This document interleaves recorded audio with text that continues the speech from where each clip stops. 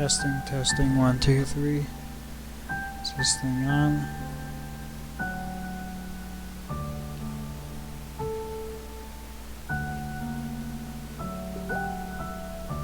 Groovy.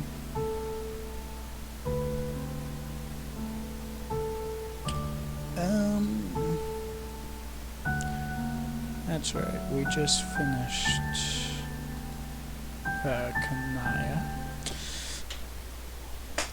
Oh, right, we got two voices here. Two people here who I need to voice. We got Gamzee and Vriska. Can't say I'm very much looking forward to either voice, but which one will be?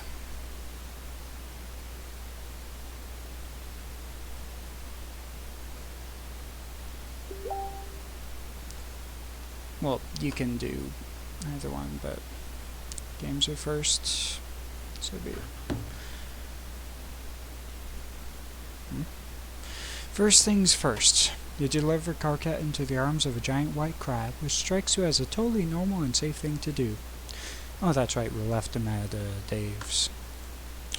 You're really beginning to get the hang of this zap situation. For instance, you are now capable of utilizing it without unleashing a lengthy exposition on the values of interpersonal relationships.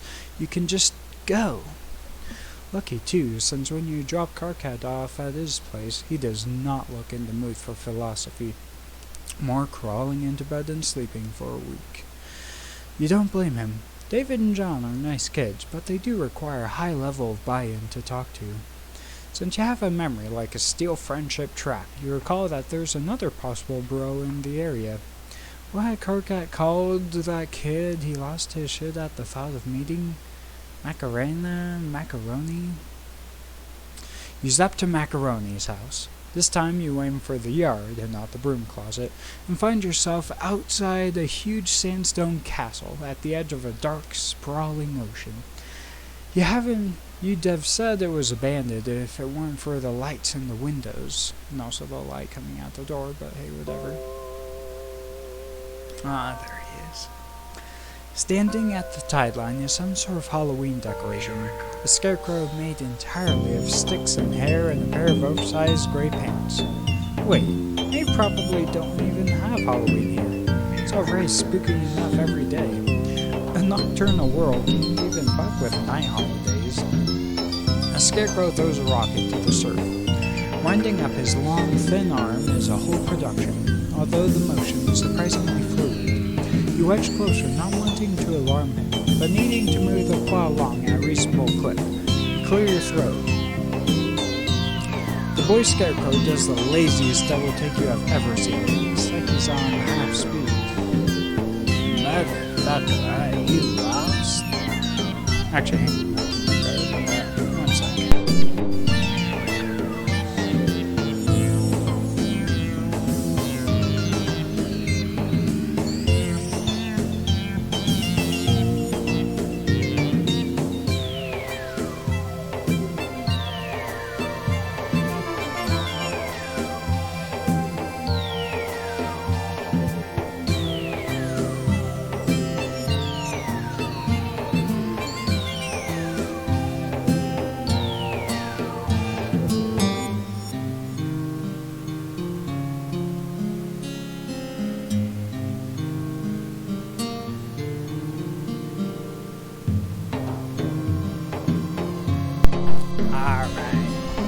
Let's try this again.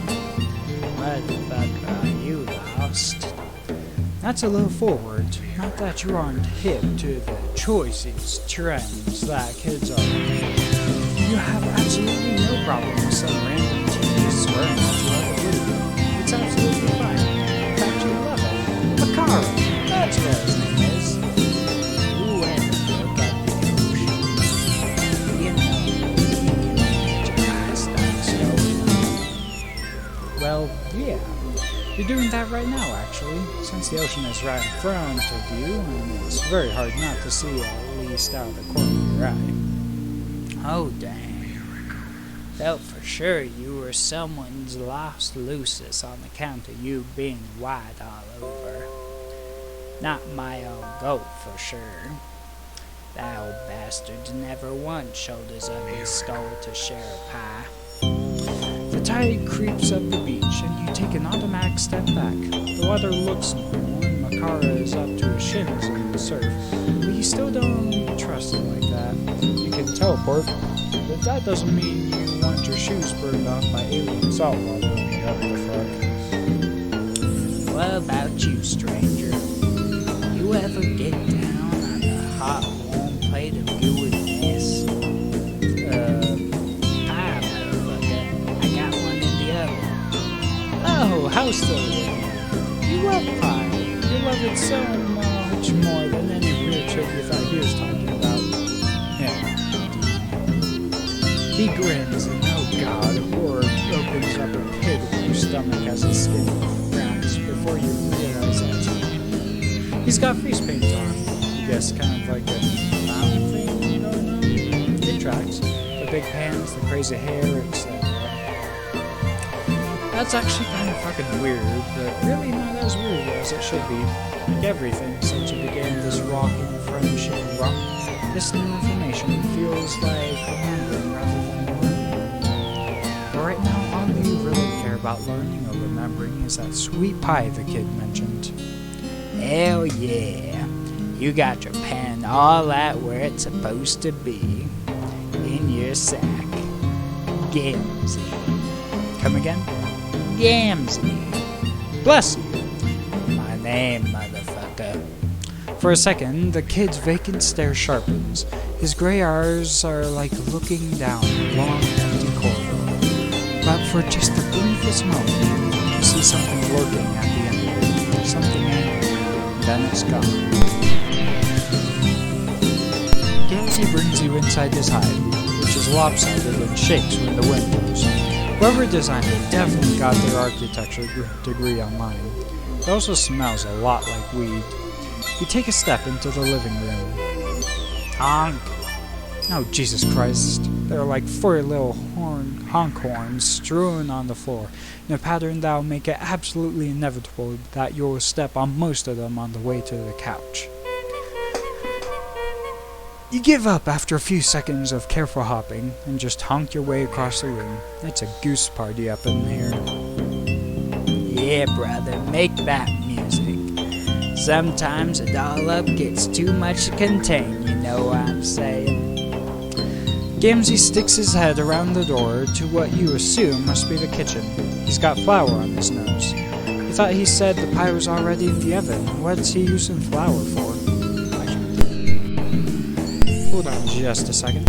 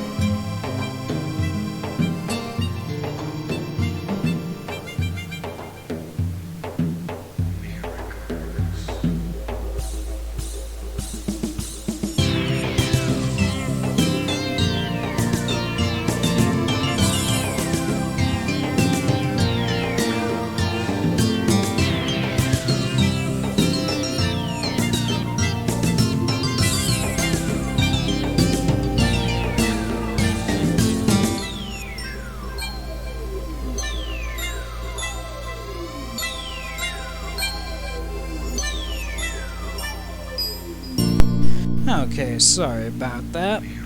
Anyway, what's he using flour for? The music builds up, don't it? It's like a miracle. Like a little ball of snot what's all cut up in your suck sphincters. You actually have no idea what he's talking about, and you're pretty sure that's not your fault. A bunch of clattering and banging interrupts your thoughts. Dear God, what is he doing in there? How hard is he baking? Then you realize it isn't coming from the kitchen. It's coming from a different door. A closet door. What even is that? Oh fuck. It's you and Carcat. You must have time traveled without even meaning to when you zapped here. Damn it. I thought you were getting the hang of this. How do you respond to this absolutely unforeseen turn of events? Just set that there. And leave this up to you. Choose wisely.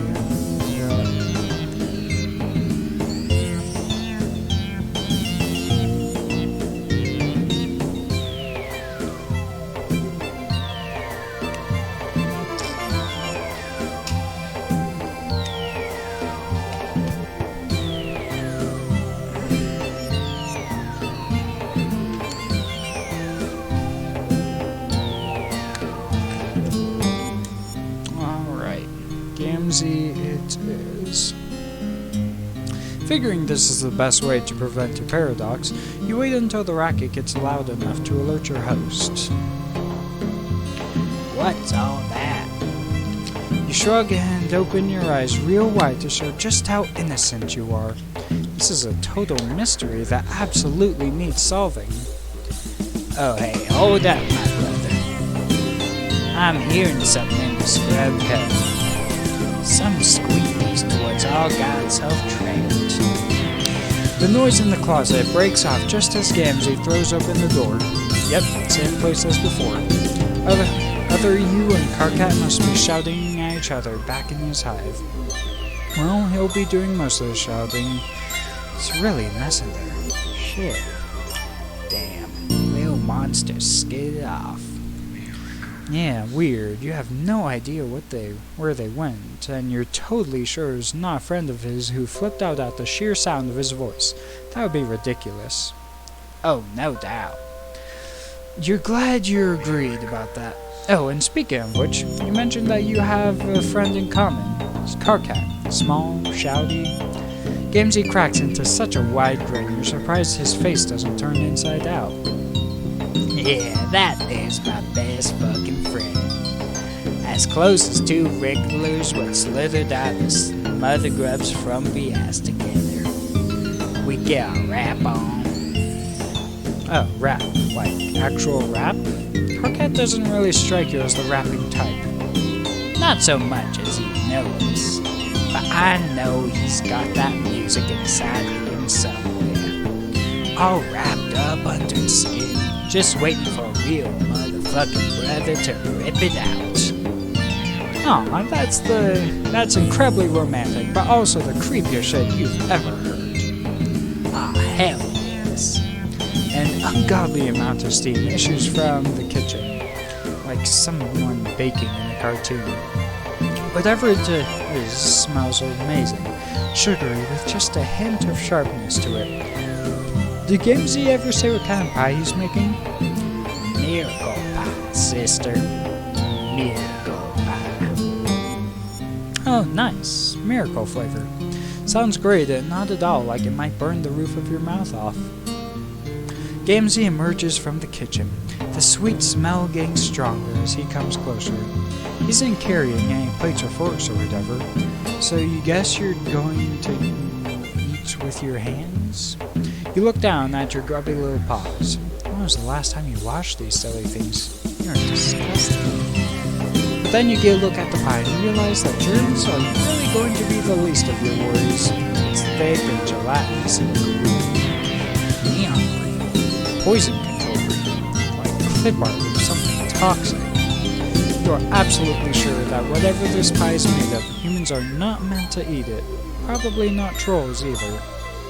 Gamzee sits down next to you, stretching out his long, skinny legs into the coffee table, knocking over a stack of comics and a couple empty Faygo bottles. Yikes. This does not make you feel any better about his ability to make good nutritional choices. You ask Gamzee, as politely as you are able, what kind of pie it is. Oh, dang, brother. Nutrimentary never gives away a secret ingredient. All you need to know is this is the good shit. You want to see the miracles the way I see them? I know you do. I can hear it in your voice. I can see it in your sea stars. This is the shit that's going to put you all the way over the top. Gamzee gives you that one look. You know the one. When your friend tells you that they got some deliriously dank shit that they're just aching to share with you. That's a real thing that happens. It is absolutely drugs. This is a drug pie. Alright. Eat the drug pie or dare to resist drugs and alcohol.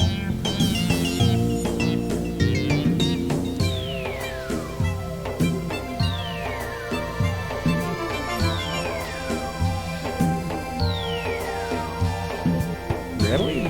Eat it? Interesting. You know what? Fuck it. You're magic. You can do whatever you want. You scoop out a big green glowing glob of poison pie. It's so gooey and thick it almost slides right out of your hand. You manage to get a little bit of it into your mouth. It punches you right in the taste buds, so sweet that your teeth ache, and without any discernible texture. Just goop that slowly fills your mouth and coats your throat. Wow, this is sure a tactile experience. It doesn't taste bad, just like you swallowed a big sweet mouthful of nausea hits you in a wave, and every nerve ratchets tight.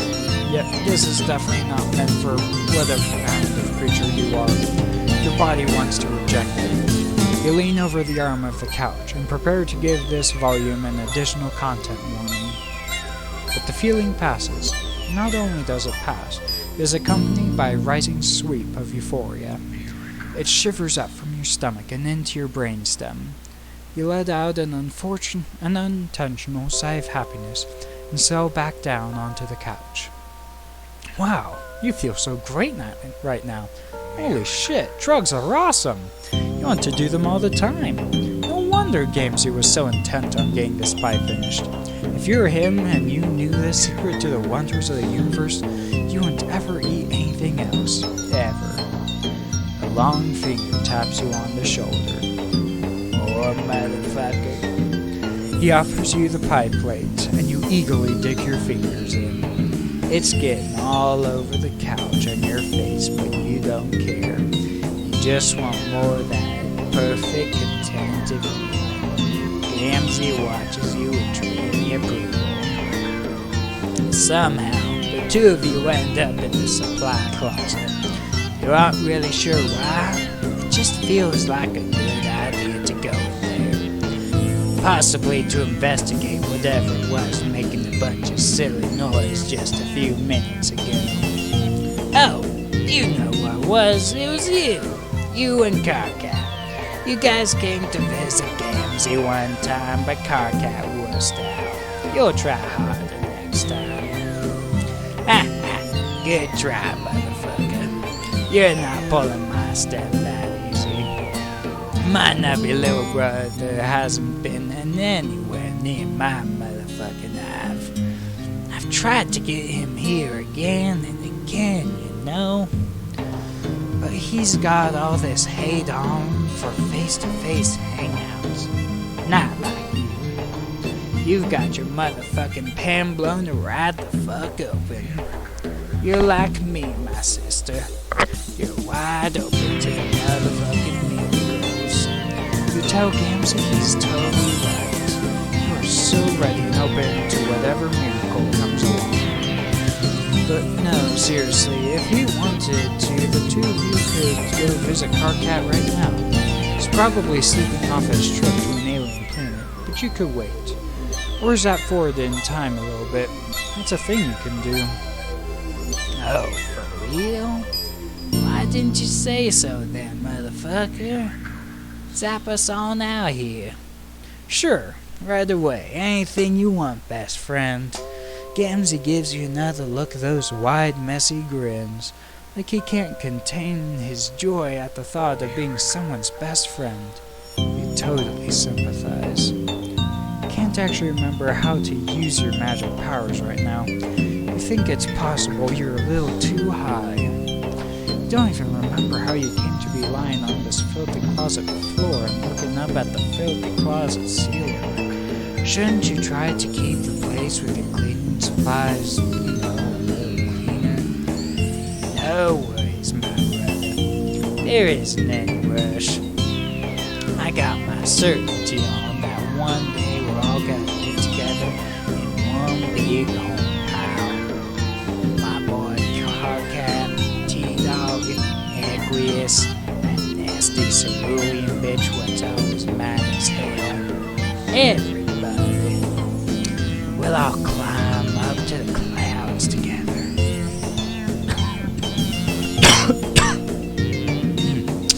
You don't know who some of these people are, but that's okay. You're confident that they'll all make amazing friends, and you can't wait to climb up into the sky with them. What do you do once you get up there? We ride the dark carnival all the way to paradise, my brother. The Dark Carnival. That sounds familiar somehow. You feel like you've heard of it before. Oh, I should hope so, motherfucker. Anybody what's got any kind of head for religious dogma at all's heard of this shit. I knew you were a real one. Oh yeah, for sure. You're the realist. But imagine you weren't as real as you could be. What would you tell some dumb asshole who had no idea what Gamzee was talking about? Dark carnival is where the path leads to, my brother. Back in the old days, the righteous got their blood poured out when their time came. All that purple painting, the ringmaster's circle. But nowadays it's more like a metaphor sheet.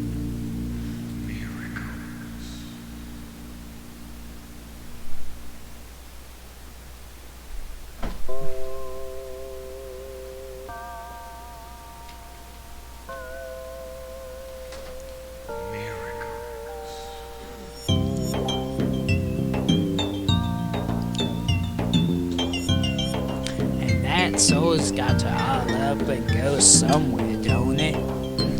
It's not about to just float around untethered.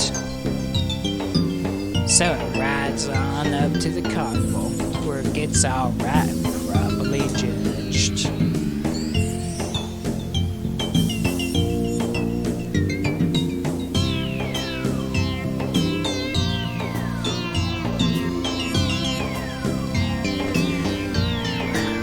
See whether they've been a good nature or naughty motherfucker. Anyway, that's how the miracles work. Right. God, that sounds amazing. I really hope Gamzee gets there one day. Something jagged slams up against the haze of drugged contentment. You feel it like a booming knock on the inside of your consciousness. Remember a face, Gamzee's face. No. Quiet. It's a face with makeup, but it's younger, kinder, more vulnerable. Remember, this is a friend. Remember you had friends. Remember a clown. With a monumental effort, you force yourself into a sitting position. Gamzee's still splayed out on the floor, totally gone. You have to figure this out. For a split second, you had it. You shake your head, trying to clear it. You stagger up. Gamzee makes a sleepy noise and rolls onto his side. You stagger back into the living room, feeling your way across the wall until you find your illusion jar. You locate the sink and splash some water on your face, trying to focus enough to concentrate, but not enough to lose this thrill. Somehow you know that if you become too aware of yourself, you're going to completely forget everything again. It's almost like someone wants you to forget. Forget all of your friends and your past adventures. You close your eyes and picture that friendly clown face. A name drifts across your mind, almost close enough to snatch. Zap. All of your other trips through the narrative have been instantaneous. 1 second you're in a place and the next you're in another. This time the air feels warm and gelatinous, like trying to run while waist deep in water. The drug pie could be fucking with your powers, but you know in the core of you that isn't right. You are where you aren't supposed to be, and something here knows you're trespassing. Something here's awake and it sees you. Your body goes through a series of shivers, not unlike when you first tasted the pie. Some distant layer of you knows that whatever you're experiencing is wrong. You're not meant to be seen by anyone, as if somehow you've gotten a glimpse into the subatomic level. Your vision stretches out in a long, empty corridor, and at the other end is,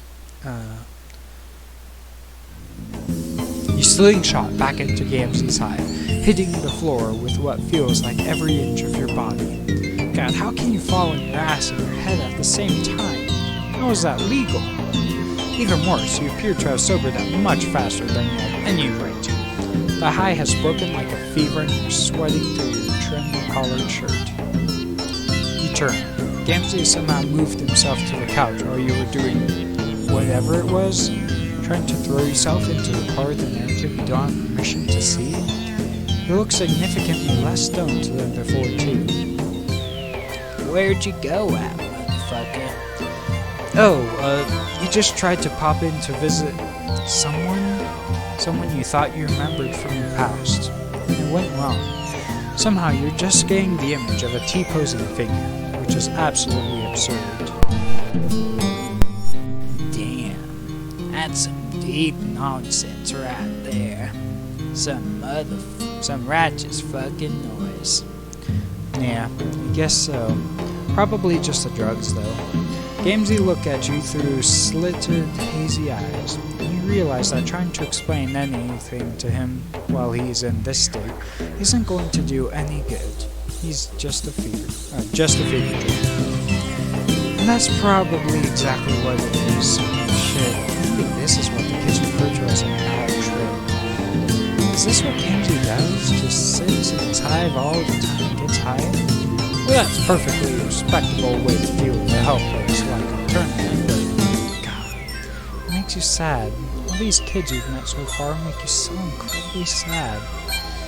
There, now you went and bummed yourself out. You're exhausted. You really aren't above doing the least amount of work for the highest possible reward here. You shrug and tell him that probably what you experienced was a miracle. Gamzee's beatific smile makes it all better.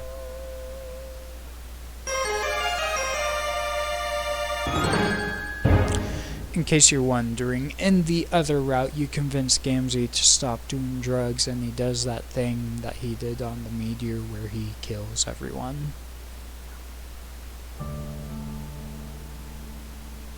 So, you made the right choice by succumbing to drugs and peer pressure.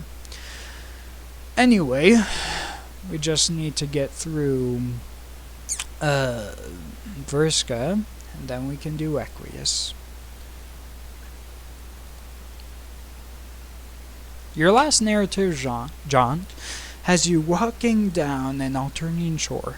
The two moons light up this beach cove in shades of pink and lime green, their reflections playing at the shimmering patterns in the gentle waves. It would be beautiful if not for the haggard, monstrous gulls picking the flesh from dead and pungently rotting fish, crabs, and even one of their own. You keep your distance as they eye you warily, gore on their chipped beaks. These are not potential friends.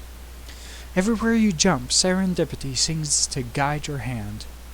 But would it be right to call you fortunate? The night is cool, almost cold. You kick a pure white seashell down the beach. It skips gracelessly into the dark gray sand. You have brought friends together and just barely begun to master this tremendous and strange new power. But no, you think, you are not fortunate. As you walk alone down the sand, that's still radiating stored up heat from the searing day, you feel a pang. Something is missing. You know you felt this way before, but you can't place when. You have a gulf within you the width and breadth of this ocean. An isolation so plain, so true, that seems impassable, invincible. You step on a weird bug and you don't even care. Yes, you are filled with a sudden, almost comforting conviction. Nothing you have done on your journey has really made a difference. If you pick up and put down the lives of these alien weirdos and human weirdos and shake them like an etch-a-sketch when things go wrong, are you really accomplishing anything? Or are you just building shitty castles in the sand with flimsy plastic implements? Castles that won't mean shit for nothing when the tide rises. You've decided. You are a creature of solitude. You are a rock. You are an island. From now on, you walk alone. There may be an angled figure crouched with terrible posture on the dock ahead, sure. That figure may be sitting next to an intriguing-looking moored ship, yes. But surely one glimpse of a potential life to meddle in won't immediately make you fall off the wagon, back to a life of iterant friendship, right? Oh, sweet, a new friend. God damn it. You amble over to the girl hunched on the dock like the stupid thembo friend slut you are, doing an acrobatic fucking pirouette off the wagon. She hasn't seen you yet, so you watch her like a creep. So I will say, I like this model. It's a good... what's it? It's a good sprite. She's leaning over a complicated pile of papers, erasing boxes and filling them in again. Every once in a while, she pauses to roll various dice. As soon as you take one step onto the wooden deck, she looks and jumps with feline quickness into a standing position, looking immediately ready for a fight. Ugh. Okay, need to figure out a rescue voice. Give me just a sec.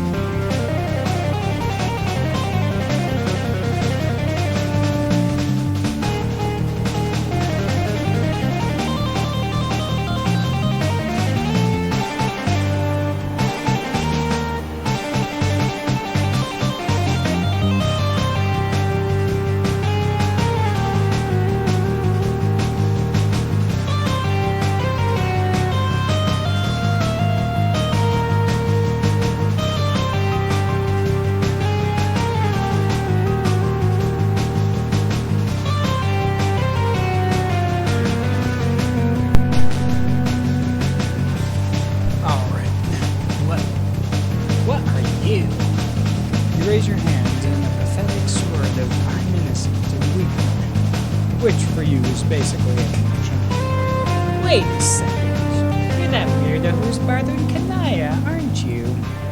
Yep, you're exactly that weirdo.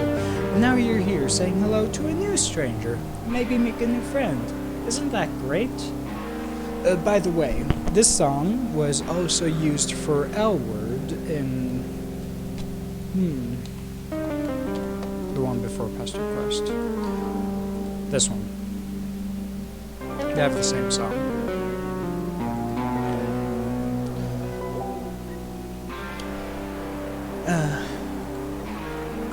Just what I needed.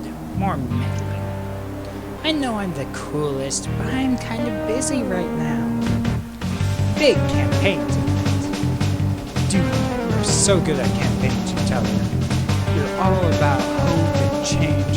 You helped Al Gore hang a Chad. Tippecanoe and Tyler, too. What the fuck even are you saying? Don't call me dude, or anything else for the matter. You mean you're down to help? Maybe be her campaign manager? Ha! I'm the captain here, buddy. But as it happens, I'm currently all out of first mates. Wanna be a swabby? Oh, it's like a boat thing. Yes? So that's why there's a boat here. What are all the papers on the ground? The campaign, dumbass. They're the character sheets for me, the greatest PesterQuest seagraph ever to sail the 8 seas. One of our friends was raised in a cave, and she still knows what flight is. Well, to be fair, Peder is very confused. Well, you can zap over to a cave and ask her that. Her look of indifference is immediately replaced with a tilt of the head, as though your threat to leave caught her attention. Ew, not unless you want to smell like cat piss for weeks and get high off secondhand nip. Look, it's simple. Pick a name and roll up some stats. For example, I am Marquis Spinneret Minor. I'm the scourge of the high seas, undefeated champion of naval flight. My colors on the horizon turn even the high bloods into sniveling cowards. You say that sounds really cool, but aren't your names 6 letters long? I mean, you've only met a couple before this, but for some reason, you have a really strong sense of rules here. I'm in character here. Try to keep up. I guess that explains the outfit. She seems really into this.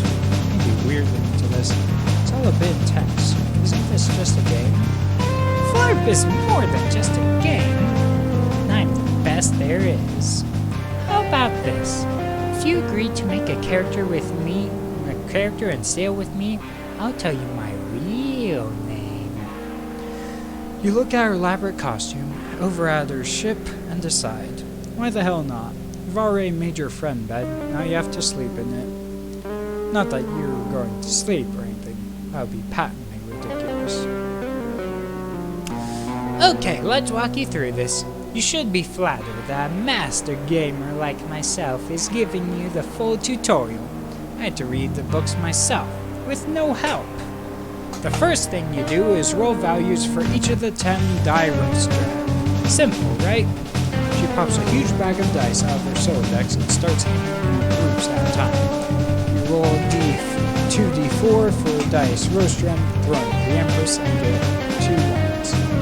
You roll 66 for die, roast, drum, conductor, stand, and there's 6 fucking snake eyes. Oh, and 6 fucking snake eyes will stare up at you from the world of death. I cannot read today. Wow, you're really bad at this. Take the answer. You gotta hand it to her. She's right, she's right. And she's right, so she's right. You finished all 26 dice rolls required for this game, and you've gotten the lowest on each one. Wow. I've never seen anyone roll this low before. I didn't even know you could get a 0. It's okay. We can save this by putting the stats in the right place. She flips to another page of the player's handbook that shows you the attributes of flow. For some reason, you can read them, despite just arriving on this planet for the first time. Right? So, your vim, grit, pulchritude, and grace combined with real-life vitals to make your HP. Wait, real-life vitals? Your body's weak and shitty.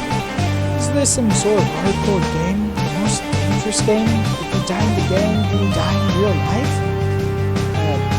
Yeah? You didn't know? Sheer combined shock of what you don't know could kill an elephant quicker than Tom says in trying to discredit their movement. You get to roll again when you level up, so you won't be pathetic forever. I mean, if you survive. But with a scourge like me at your side, you're on easy street. I'm jealous of you, really. You go, will not. Okay, let's finish this. The Marquise grows. The lipstick smears a bit where her fangs jut out. You think that's just how it is for trolls wearing lipstick, but Kanaya's was perfect. She pulls a nape ball out of her pocket and smashes it, suddenly and violently, on the dock. You jump at the noise. She looks at you, pitifully, and decides not to make fun of you. Out of the wreck plastic, sophistic sphere, a gross fucking grubby worm appears. It's like the size of a wiener dog, and it's wriggling. You see that it's pulsating.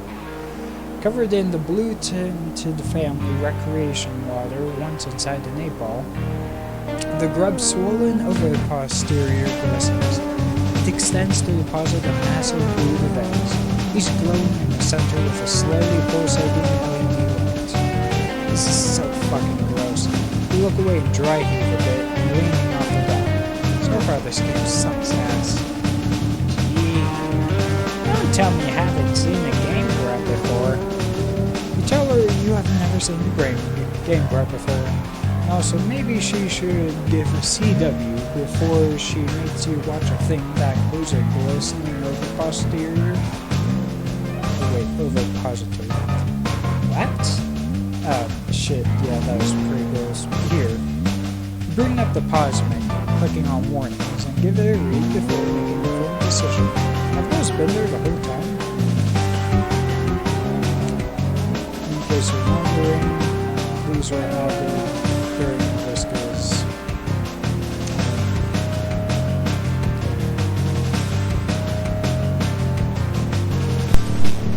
like during when they added this one and DMZ, they added content warnings for all past routes and every future route past them.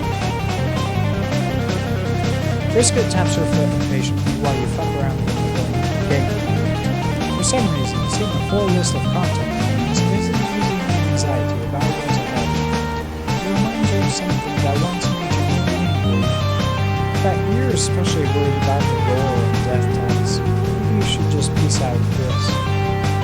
There's basically no harm whatsoever in you reading out this one, and it might save you drowning for good measure.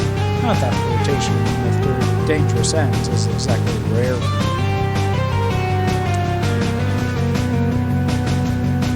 There.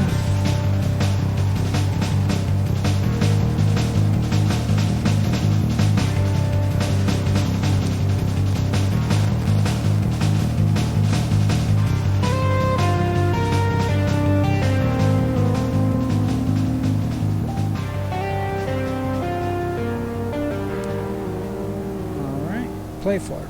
You know what? You're an informed reader and a prepared gamer. You got this. You ask Vriska what's next. She points to one of the glowing, blinking eggs, which is hatching into a pixelated-looking bat. It flaps its way into the air with a high-pitched squeak and starts glowing and projecting with a holographic image of a torch. Alright, all you have to do is assign your dice roster on your attribution sconce. What? Pick your best and worst stats. Your top 2 stats determine your starting class. There's a lot of classes, but I'm already the best one. Alright, well that seems simple enough. Drag attributes into the dice roster and you want to utilize for them. This decision is permanent, so make sure you're satisfied before pressing finalize and ensconcing them. Okay. So, basically, which 2 matters most to you? We got Vim, Rascality, Dexterity, Pulchritude, Grace, Imagination, Leverage, Hubris, and Grit, and Appetite.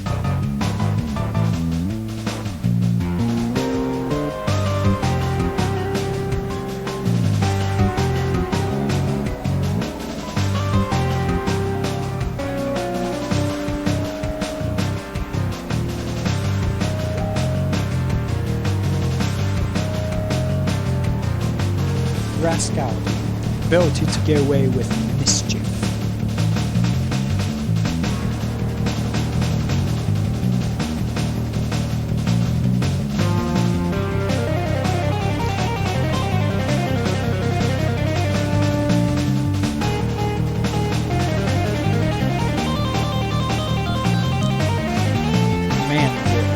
Grit isn't just for men, but it helps you lift scales or keep you cool.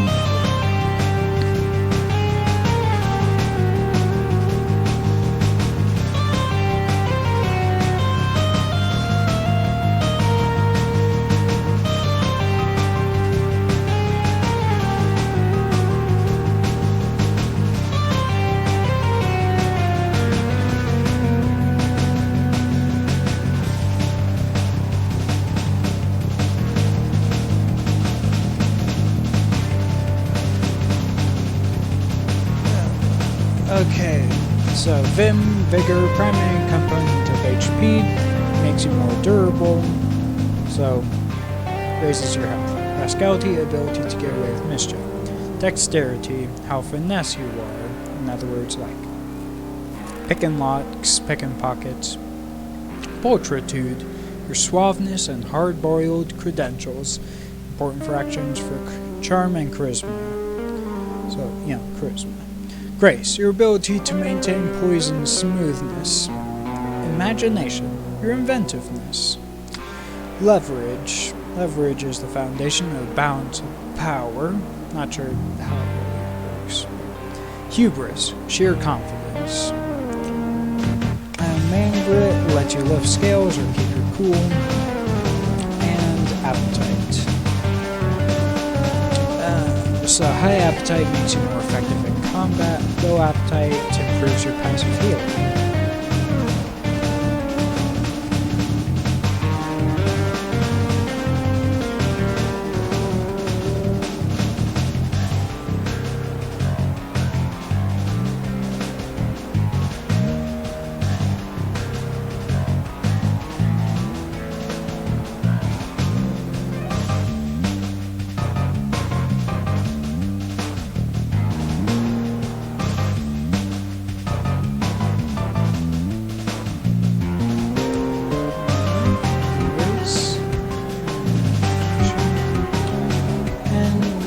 Pablo Pascadova. Interesting. And the rest really don't know.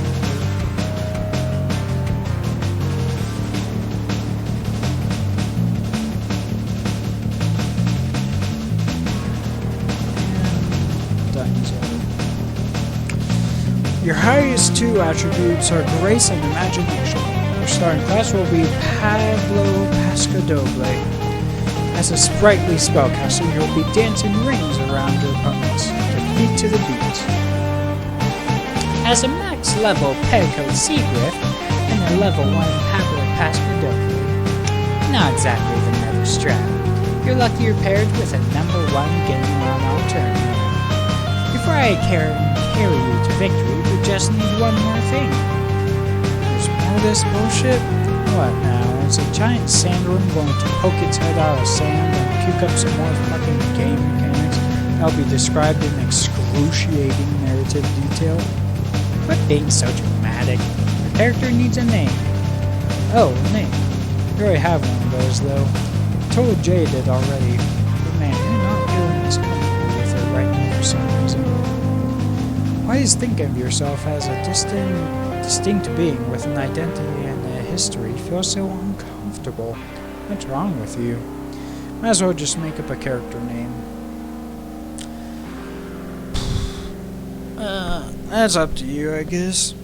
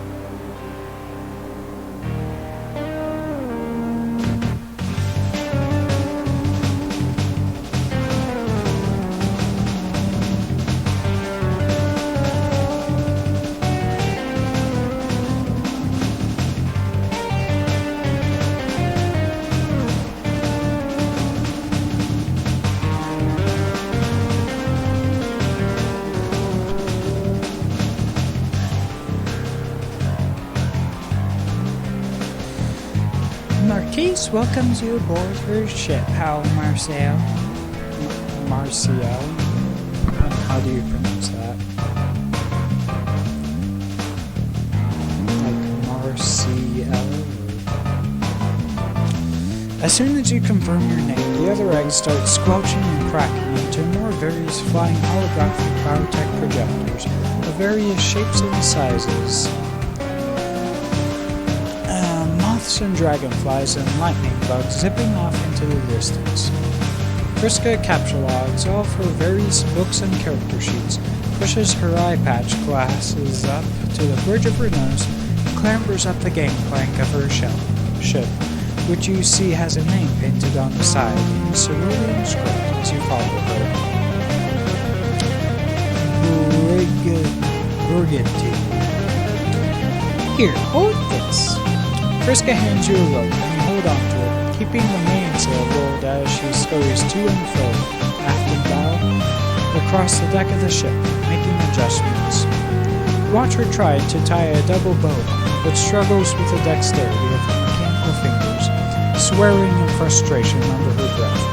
You politely look away and try to make idle conversation. You ask for her end of the bargain. What? Her name. You made a character, she tells you her name. That's the deal. She secures another rigging and stomps back over to you. You haven't really made a character until you're in costume. Is your fit not always fresh? Perhaps even the freshest? Here. She dumps an extra outfit out of her inventory, looking almost exactly like an earlier version of hers, smaller with more amateur stitching. She puts on the big bridge coat and feels super badass. She looks at you, tilts her head to evaluate, and then grabs a jaunty hat, feather and all, from her Solidex and pops it on your head. Nice. Alright, my name's Friska. Friska Circuit. Don't you forget it. Friska Circuit, or the Marquise, satisfied with her preparations, snatches the rope from you and lets it go, unfurling the mainsail. She practically skips to the captain's wheel, ready to seal the brigantine out of the harbor. Real name basis is one step closer to friendship, but for a moment you feel like you got told that name already. Your brain is messed up enough without remembering stuff that maybe didn't happen in canon. Canon is even a real thing that means something anymore. Your unsettled metatextual introspection is interrupted by Vriska shouting, "Roll for initiative!"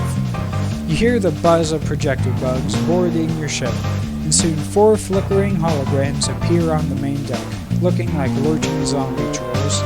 You already hear dice rattling on the deck, and you look over at her and cheat to figure out what you need to roll. Alright, I'm starting with an 18. Looks like you got a subtract modifier. 19. Huh. Guess you go first, How Marcial. This is it. It's LARPing time. You look down at the piece of paper with your abilities on it, ready to cast magic missile or Bugsby's grasping hand or some shit. You pick the top attack from the list. That's your special class ability. You channel the spirit of Pablo Pasadopoulos, point straight at one of the holographic zombies, and yell that you're casting Picasso and Pummelprints. You grab a d20 and blow on it in your hand. With lady luck, no snake eyes, other gambling tournaments, whatever. You let oh my gosh, I cannot read anything in this right. The icosahedron of Tabletop Destiny drop through the air, awaiting the results with bated breath.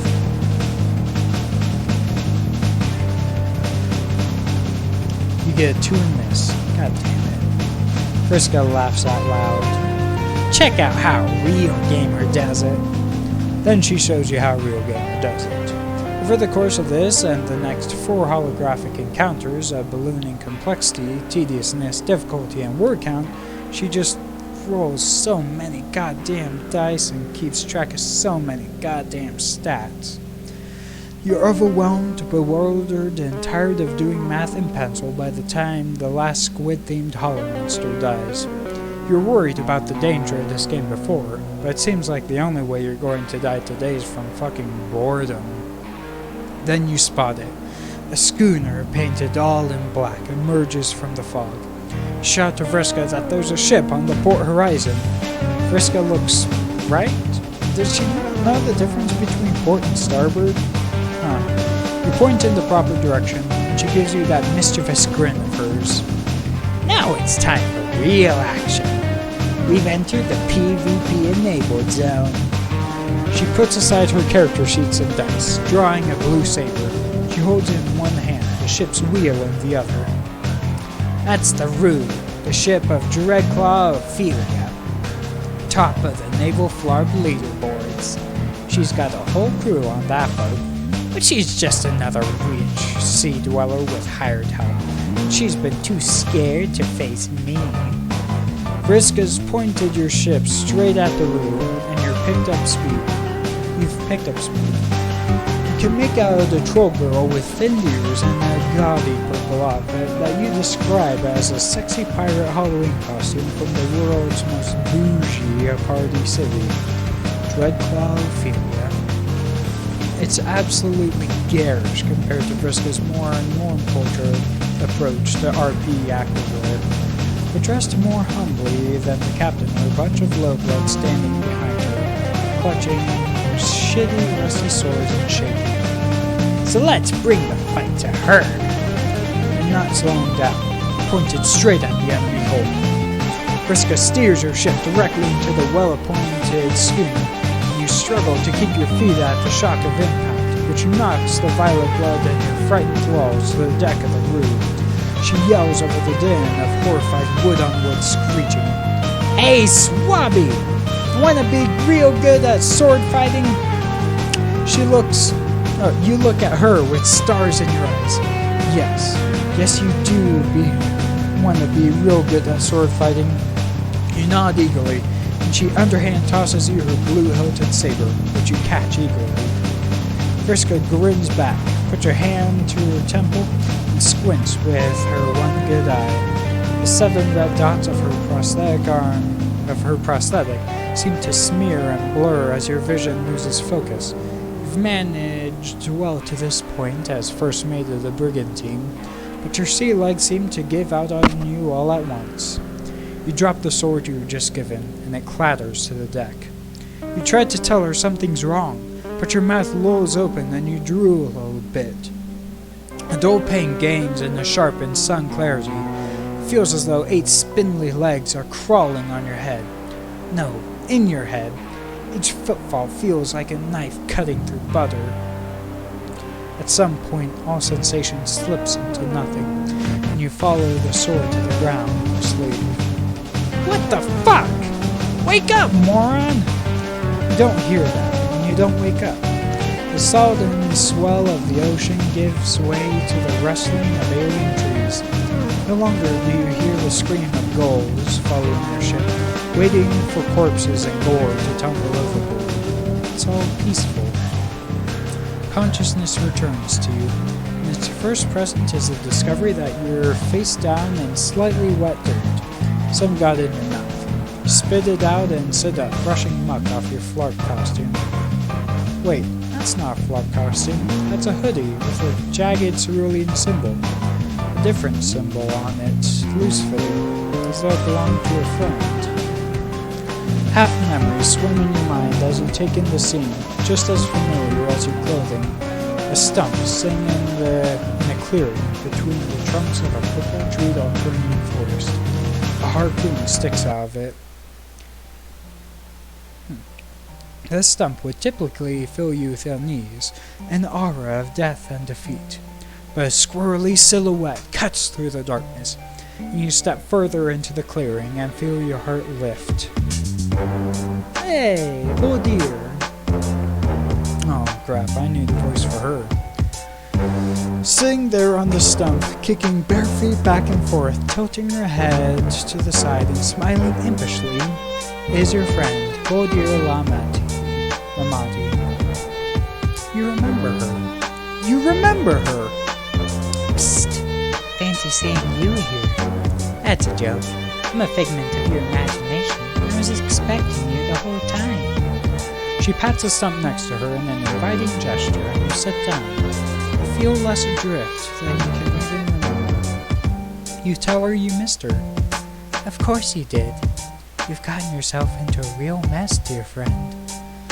You ask about all your old friends. Sitting next to you, they flip through your mind clear as day, as though the memories were never locked away in the first place. How are Tagora and Gallic doing? Has she run into Ardata again? What's going on in the neighborhood? Do folks miss you? The last question collapses her wry smile into a genuine, crestfallen expression. I can't really tell that for sure. You've seen it for yourself, just how much he can do. There's a whole other disturbance in this neighborhood, and it has his nefarious fingerprints all over it. It's almost like he was preparing for this. But I try to stay one step ahead, and I remember what I'm fighting for. Do you? The question is arresting. What are you doing? Even with your memory clouded, you've just been bumbling into other people's stories, breaking things as you go. Well, there's nothing wrong with breaking things. It's like they say, sometimes you have to compromise a few unfertilized clock beast embryos in the name of a completed breakfast. You tell her you haven't had a good breakfast in ages. One of the places you were at had swords in the fridge. Also, you have absolutely no idea what you're doing. Going where the river takes you. But things are different now. There's a great power within you that you are just now realizing. The power to shape the river, to use its waters to scour the lands as you please. A power even he doesn't fully understand. You look down at your hands. Sitting next to her, you start to remember the green room, the story you've fallen into. You tell her there's so much broken, and you have no idea how to fix it. You tell her you wish she was real, not just in your head. She'd know what to do. She tilts her head again, inquisitively. Am I, though? Just in your head, I mean. The story's only broken if you accept that it is broken. If you think of the story as something given to you, if you think of the story as something that is given to you, but it's not.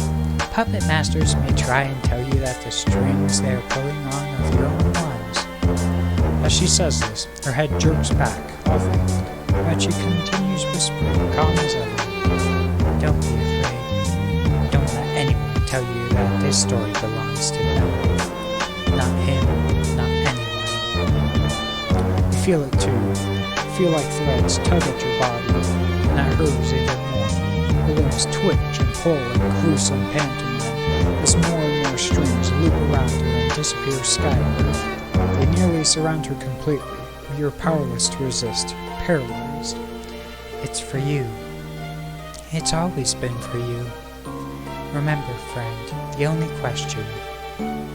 She manages to spit out former word as she is swallowed up, entangled in a spider's web of marionette string, choked and broken. What will you do? The whole scene seems to melt away in a searing green, and you are falling, dancing beneath the skilled hands controlling you. He is here, he was already. The ticking of 1,000 clocks, exactly in time, echoes around you. Did you miss me? I seem to be on your mind. I'm flattered. It's no wonder you're thinking about me just after meeting one of my greatest disappointments. You really do spend too much time around willful little girls. It may start to give you ideas. Ideas of choice, of challenge. Irrelevant because those holding the strings decided you're relevant. An observer. The show must go on. But don't make the mistake these little ingrates did. It can go on without you. The bits that really matter, at least.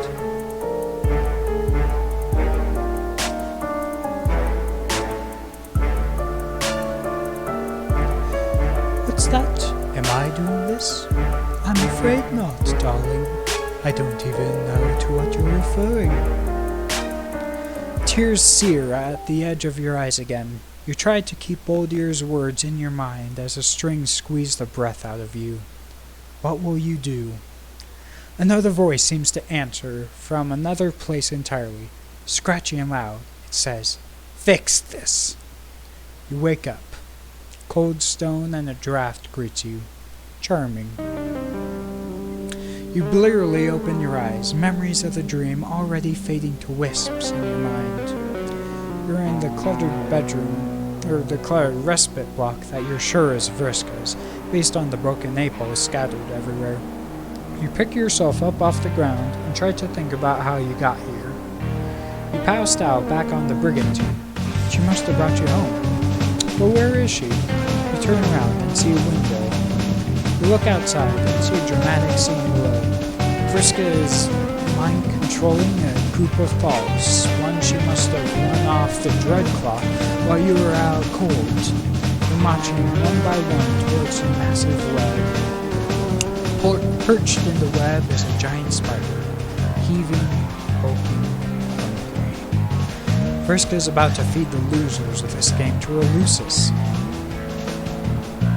Alright, another choice. I would like to do a dog scratch. That's a good voice to do. Don't need to work super hard at it, just sort of flows naturally. Interview. Holy shit, this was supposed to be a game. These innocent kids are getting fed to a fucking spider, and it's all because your definitely essential contributions to Vriska's victory. It's so messed up. Games don't cause violence, you think, as you rush down the stairwell. They can't. Vriska is going to discredit an entire generation of gamers and add fuel to the fire of anti-gaming activism with this kind of behavior. Oh, and also kills some kids. That's like normal alternative mistakes, though. You've got to defend the integrity of Fortnite. That's much more important, obviously.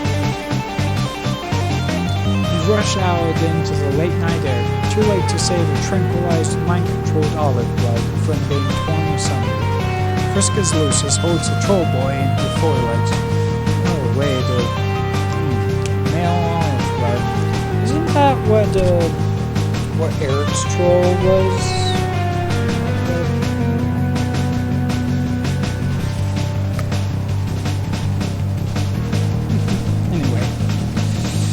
Vriska's Lucis holds the troll boy in her forelegs, pedipalps tearing through clothing, and Chelibsere. It says it's a male olive blood, and that's the same as Eric's troll.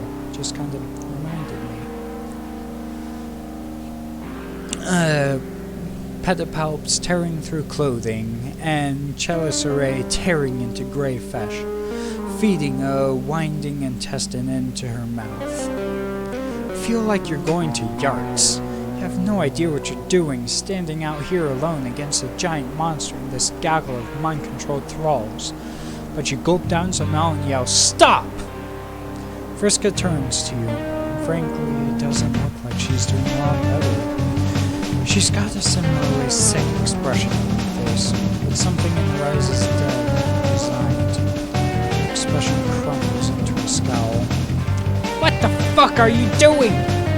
She squints her one eye in pain like there's a voice screaming inside her head. "I know, okay? I know! I'm dealing with it!" She steps up towards you, and you see cerulean dice appear one at a time between her fingers. The dice are sparkling with cold blue flame. You suddenly feel as though you're going to have a very, very bad time. Sans references. First you fall asleep on me like a weenie, and I have to fight the last encounter all on my own. Then I carry you back to safety even though we just met. You owe me! Turn around and go back! Now! You look up past her, at the giant spider. The awful noise is squelching and stopped. 8 eyes are trained on you, blinding out of order. A spattered pollock palette of multicolored blood. smeared all over her slavery mouth. There's 7 trolls still standing there beside you, mindless, mouths lowered. Next. You don't turn around. You don't go back. You stand your ground, unarmed and without a plan. Surely your new friend will see how wrong this is. Frisco looks hurt, betrayed, but the same glare settles back on her face. You think you're a big hero stopping this dangerous bitch, right? Happy as a bivalve mollusk about your little protagonist moment. You're being stupid. You don't understand what's happening here. What I have to do. You can't fix this. Nobody can. So now you're just another little weenie who thinks they're a hero and I'm a villain. So sure, I'll play ball. I'll be exactly what you want. She tosses the dice to the ground. The dice glow with a blue flame as they tumble to a stop. An ethereal whip materializes and snaps around your ankles, and you are dragged dizzyingly fast towards the spider's web. The friction of your ass on the rocky cliff face tears the butt off your flark costume, exposing your delicate cheeks to chafing. Your greatest asset! But there are things far worse than that, as you are flung directly into the clutches of the horrific arachnid. The fangs of Vriska's Lucis pierce your skin and pump you full of a numbing venom that causes everything to fade to black in static numbness. Which is good, because she's beginning to eat you alive. It's also good because you can't see your hero little girl stifle a sniffle, holding herself with crossed arms, one mechanical, and rocking back and forth, watching another friend consumed by this chaos that never leaves her. Brave work, hero, down the hole. Well, can't win them all, right?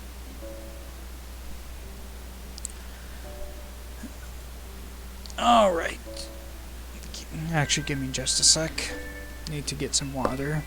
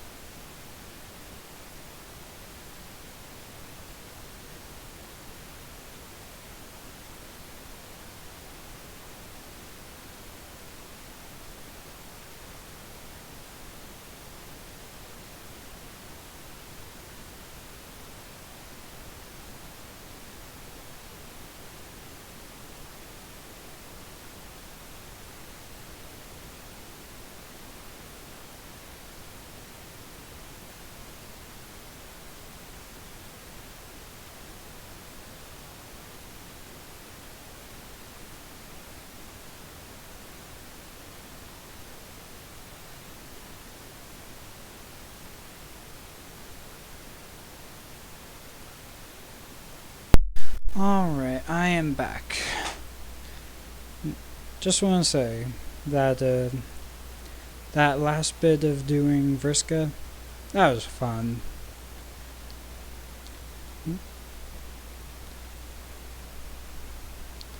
Oh yeah, Empress and Strength. The Empress one is the little thing that ends up on Joseph Joestar's arm, and like he ends up tricking it by dousing it in oil, I think. Strength is the monkey with the rowboat. Anyway, you can't watch. Hide in her room and wait. Okay, holy shit. Vriska's Lucis is a giant spider monster that eats children. This explains so much, and also raises a significant number of questions that you're going to think about while not watching these kids get eaten. You look for something to distract yourself with. You spot a black raggy book, much older than anything else in this room, with Vriska's symbol on the cover. You reach for it and open it up, flipping to a random page and seeing what looks like a journal scrawled in cerulean, not Vriska's handwriting from the character sheet. Looking inside the first page, you see the name Mindfang. Oh yeah, that reminds me. A few days ago, I went back, added more to the ancestor story, like my ancestor's journal that I worked on forever ago. I just finished up his interactions with Eric's ancestor. I can send you a link later. That's what I'm saying. You read and read, and holy shit, you're very unsure this is appropriate for a young girl to be reading. You keep flipping through to different parts, and wow, it just gets worse. Vriska named her character after this? You lose yourself and hate reading Mindfang's long stories about petty crime, dubious consent, and weirdly detailed descriptions of the outfits of a woman named Redwood. You're surprised then when Vriska walks up the stairs, hands in her pockets, looking at the ground. She doesn't even look at you before sitting down on the floor across from you, cross-legged and staring 1,000 yards into the distance. She rocks back and forth, hands still in her pockets. You go to give her a reassuring pat on the back. As soon as you touch her mellow shoulder, cold even through her shirt, she turns to you with a jumping glare and hisses like a cat before facing away to get the message. She takes an 8-ball out of her inventory again, and then savagely, brutally beats on the stone floor of the room until it's nothing but shards and powder. Then the two of you sit. She occasionally picks through the debris of 8-ball rocks, clenching and unclenching her fists. As the minutes pass, her breathing slows bit by bit. You don't say a word or bring up what happened. She's the one who talks first. Earlier, you seemed confused about why I care so much about playing a character. She thumbs the dog-eared edge of a worn piece of paper in her sharp-clawed hand, staring at the wall. She's still got blood on her jacket, blood that almost makes you retch with the memory of spidery mandibles devouring her spoils. One glimpse of it made you sick. What would dozens do? Hundreds. I mean, it seems obvious to me that the Marquise is the greatest and coolest character ever made. But I've been here for so long, it's like a part of me. Everyone's throwing shades every day and acting like something, right? But most people are so boring. They don't dress up, they don't act, they're always so obsessed with being the exact kind of troll they were yesterday. Maybe you don't have to be the same. Maybe you can go on message boards and try being someone new and find out you like it. Maybe it doesn't. Maybe it's nice to be called something your Lucis doesn't call you. And meet people who only ever knew you as a girl online or on the other ship who was super badass and good at things. Come on, you can't tell me you've never wanted to be someone else. You edged a bit closer to her during this rant, now looking at the sheet of paper in her hand. The spreadsheet-looking series of boxes she's filled in with red ink. Name, Marquis Spinneret Mindfang. Class, head code, secret. Gender, female. Levels, all of them. She's doodling over the margins. Art of her captaining ships and swinging swords and drinking out of goblets. Have you ever wanted to be someone else? The question makes me uncomfortable. Just wondering who you are now fills you with unease. Fuck playing a character, filling out a sheet like this for yourself savings impossible. A piece of paper representing all your physical and mental attributes. Blank canvas, the commonalities thereon defining the boundaries of every conceivable personality. You don't even know how you fill in the gender box. You've been busy making friends, okay? Suddenly she turns at me. There's the desperate, kind of crazy intensity in her good eye. Her gaze will burn me. You're going to leave, aren't you? No, yeah, of course. Everyone does. Do you think I like this? I used to have a partner. She didn't like it either. But she helped anyway. Like you, I guess. Except she didn't puke when she saw blood. And also, not like you at all. She made rules. She loves rules. And I don't know if you noticed, but I'm not like big on those. Gambling that queens broke rules all the time. And that's just what you gotta do to survive. To make the voice stop haranguing me. And like, she heard her Lucis in her head too. But she didn't need anything from her. What does that even like? I've got to be the best. I have to. I didn't get all those levels just to look at them on the sheet. You saw me out there. It's dangerous. She tried to kill me and left me alone. And then I got even because that's what you do to backstabbers. I still don't feel even. It doesn't bother her. Nobody ever cares. They just leave and move on, and I'm still stuck here in this stupid world. How are people mad at me for putting losers out of their fucking misery? This planet fucking sucks. Whew, boy, that's a lot. You let her finish her tirade. She hasn't looked straight at you for the whole thing. You gently ask her about her male, Moira, whom you did just befriend. You would feel about her saying she's alone. You see a lot of thoughts flicker through her head, and a lot of expressions dance across her face. She settles onto a look like she's smelling something far off. People always smell shit from other people. Sometimes you know somebody you can't describe, like, what your whole deal is. You go up with these ideas about what you're supposed to do, how you're supposed to be. Then you get handed these strict categories, tables, and player's handbook. You read stories or journals or whatever that say this is amazing. You feel like this about them. And you have a Moira that meddles with you because you're just too broken for her, and she just wants. Or you get told, oh, this is what a rival looks like, and then you look at your Blackton, and it's just an absolutely repulsive, slimy eel who always wants you to kiss them and ew. And I really wish I could upgrade in that department. But then there's someone who comes along and none of that stuff makes sense to you. You just like being with her. It's not even like you just feel like shit makes more sense with her. I would say it's like having this voice in your head saying you're good enough all the time, but she makes it quiet. But I actually do have a voice in my head saying I'm not good enough. God, I'm not explaining this right. What I'm trying to say is, yeah, that's a doomsday device. Everyone leaves, nobody cares, and we're all waiting on a call up to war. And look, I'm ready. I'm the best at war. It's just a big flaw. But I'd rather have a plan B. You give Vriska a moment to breathe.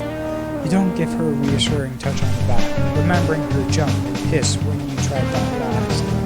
She's like a feral cat, this girl. tangled, greasy hair droops over shoulders that are always hunched up, like something would come for her throat if she exposed it to anyone.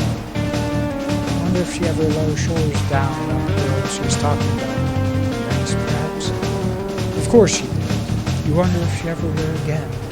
You hear a psst in your ear and a squirrely little laugh. And suddenly remember a green room that you've had this thought before somehow. You ask her the question that's been consuming you, or more accurately, not consuming you. Why were you left up here when everyone else got fed to the spider? She tenses up immediately when you ask this, and takes some time to clench her fists and releases them. Some people are off limits. She has to eat, Bex. She doesn't eat my friends when I bring them afterwards. And you're counted as off limits? You're one of her friends? Oh my god, don't get a big head about it. I wouldn't let her eat Karkat either, and he's not like my BFFCA for life or anything. Plus, you helped me out. That's the pirate code. Plus class fuzzy things will be mad. It must be hard separating trolls into two classes, friends and food. It must be hard. No one understands. I mean, that's how it works here. Everyone's got someone to pick down. Except Rust Bros, but them's the breaks. Somebody's got beyond the bottom, keeping the whole shebang afloat. Killing people lower down than you is what all the school of food say you're supposed to do. To get ready for a life of space war against... Well, mostly seems like they're just killing locals. That's all it ever is. My ancestor.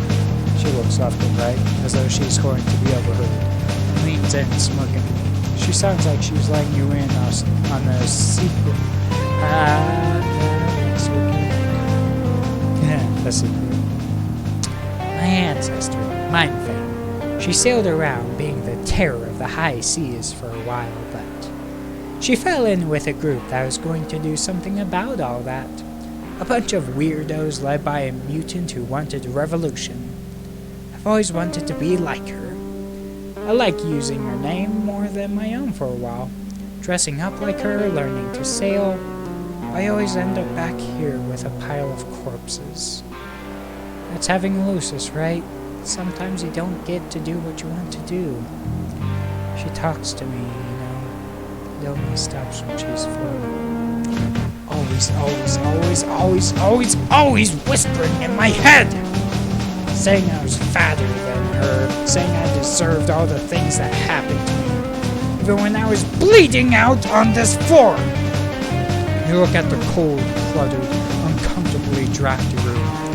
Whatever happened to her face and arm must have happened here. You see a broken figure silhouetted against the wall.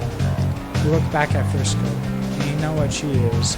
For all the bombast, insults, killing, you're looking at a survivor. You're looking at someone who did nothing wrong. You remember Dave's carefully crafted defense of a persona. You remember Rose eating oatmeal for dinner in a drafty brutalist mansion. Jade, in the shadow volcano, raising herself. Your world can be as brutal as this one. Earth makes survivors too. You have made a difference for them, one at a time. All that nihilistic bullshit earlier feels like it was shouted at you by some meddling voice. Someone holding the strings. Fuck that. You're going to be a goddamn hero today. You're gonna make friends with this whole fucking planet if you have to. And you're going to make it better. Or at least less of a complete dumpster. You tell Vriska you'll be right back. And sprint down the spiral staircase. You keep running, pumping your beautiful legs straight out of Vriska's giant hand. You don't have to color inside of the lines of someone else's story. This is your motherfucking narrative now. You take a leap when you leap the cliff and barrel over, falling back, wind whipping past your face as you tumble through the air towards the giant white spider. A leap not of faith, but of hope. You crash into the carapace of Vriska's terrible murder heart, cracking it with a piercing shriek. At the same time you...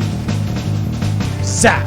Hundreds of feet above the mouth of the volcano on Jade's Island, and kick off the back of the spider, leaving the giant troll-gorged arachnid tumbling into the lava as you zap back to Alternate, back to Vriska's respite block. You appear behind her. She doesn't notice you.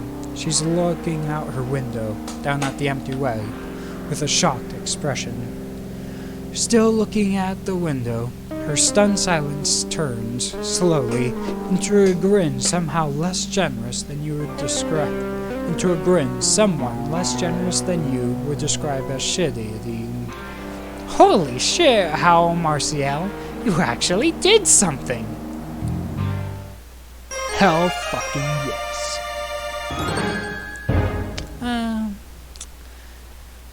Yeah, come to think of it, none of the Luci we made for all our trolls are nearly that bad.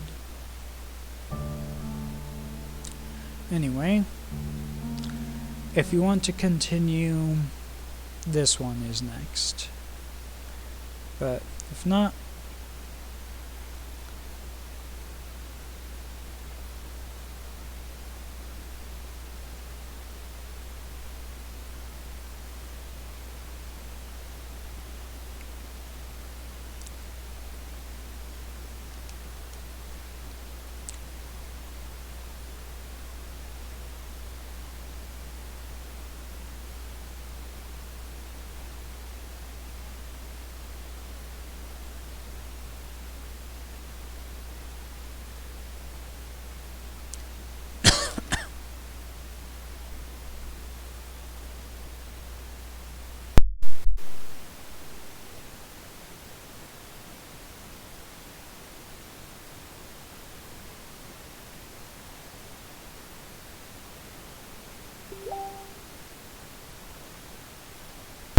alright, fair enough.